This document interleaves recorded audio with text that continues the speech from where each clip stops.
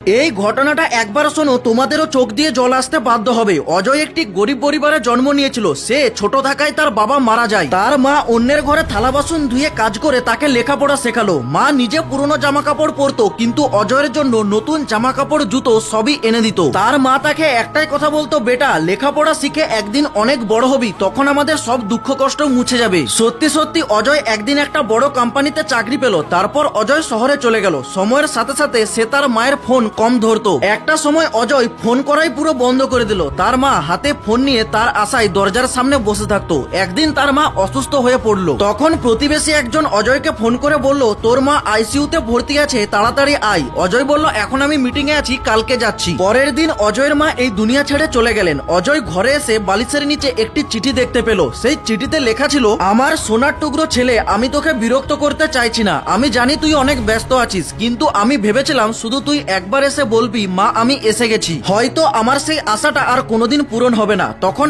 অজয়ের চোখ দিয়ে জল আসতে শুরু করলো, কিন্তু তখন অনেক দেরি হয়ে গিয়েছিল। সবকিছুই ছিল তার কাছে, টাকা পয়সা নাম যশ, কিন্তু ছিল না শুধু তার মা, যে তাকে এই সমস্ত কিছুর জন্য তৈরি করেছিল। বন্ধুরা, সবাই তো সেলিব্রিটিদেরকে অনেক লাইক করে। আজকে দেখা যাক মায়ের জন্য এই ভিডিওটাতে কজন লাইক করে।